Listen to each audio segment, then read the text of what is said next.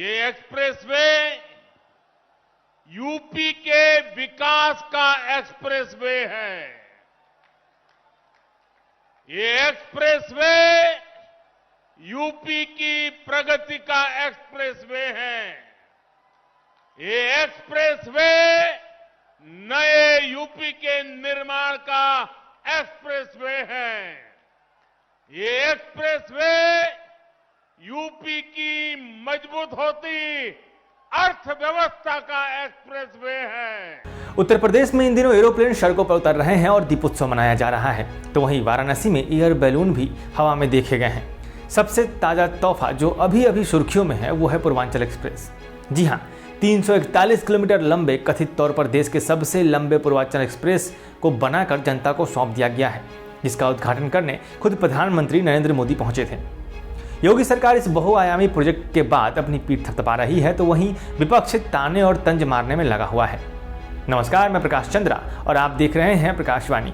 कैसा है Purvanchal express? Purvanchal expressway के बारे में अहम जानकारियां दें तो यह कहना कहीं से भी गलत नहीं होगा कि आने वाले भविष्य में 6 लेन चौड़ी यह सड़क, यानी 6 लेन चौड़ी यह सड़क उत्तर प्रदेश के 11 जिलों का कायाकल्प कर सकती है। पुराने लोग कहते हैं कि अगर किसी क्षेत्र में विकास करना है तो उस क्षेत्र तक सड़क और बिजली पहुंचा दीजिए, बाकी विकास उस क्षेत्र का अपने आप होने लगेगा। कुछ यही उम्मीद लगभग 22,000 करोड़ की लागत से तैयार हुए इस पूर्वांचल एक्सप्रेस से भी लगाई जा रही है। पहले आपको मूलभूत जानकारियां दे दें कि यह एक्सप्रेसवे लखनऊ से शुरू होकर गाजीपुर तक जाएगी। आगे जाकर यह आगरा और यमुना एक्सप्रेसवे से होती हुई दिल्ली को छुएगी।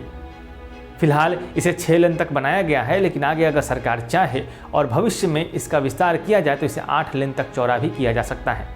इस एक्सप्रेसवे के बन जाने के बाद अब लखनऊ और गाजीपुर के बीच का समय घटकर 4 साढ़े 4 घंटे तक का रह गया है और बिहार की राजधानी पटना से दिल्ली तक के सफ़र को भी काफ़ी कम समय में तय किया जा सकता है। यानी अगर आपको अब पटना से दिल्ली जाना हो तो 10 से 12 घंटे में आप एक आरामदायक सफ़र का आनंद लेते हुए दिल्ली पहुंच सकते हैं। इस एक्सप्रेसवे पर 112 नंबर पर एम्बुलेंस सुविधा के साथ साथ सुरक्षा इंतजाम भी किए गए हैं। कहा जा रहा है कि 8 पेट्रोल पंप हैं, 12 फ्लाईओवर्स हैं, 7 रेलवे ब्रिज, 6 टोल और 7 अंडरपास भी बनाए गए हैं।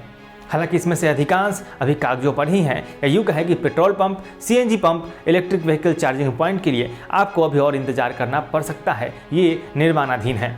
सबसे खास बात यह कि अब तक इस एक्सप्रेसवे के दोनों तरफ 9,197 हेक्टेयर जमीन पर 5 इंडस्ट्रियल क्लस्टर बनाने की तैयारी की जा रही है।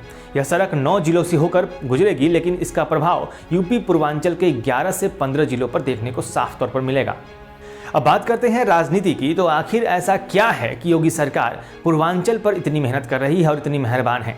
इसके कई कारण हैं। सिर्फ योगी सरकार ही नहीं, बसपा और सपा ने भी राज्य के पूर्वांचल हिस्से को टारगेट करते हुए वोट बैंक की राजनीति अपने अपने जमाने में की है और जीते हैं। अगर आप ये कहते हैं कि एक एक्सप्रेसवे बनाकर पोस्टर चमकाया जा रहा है, तो आपको बता दें कि मायावती भी यमुना एक्सप्रेसवे बनवाकर और अखिलेश यादव ने आगरा एक्सप्रेसवे बनवाकर अपना पोस्टर ऐसे ही चमकाया था। ये राजनीति पहले भी की जा चुकी है।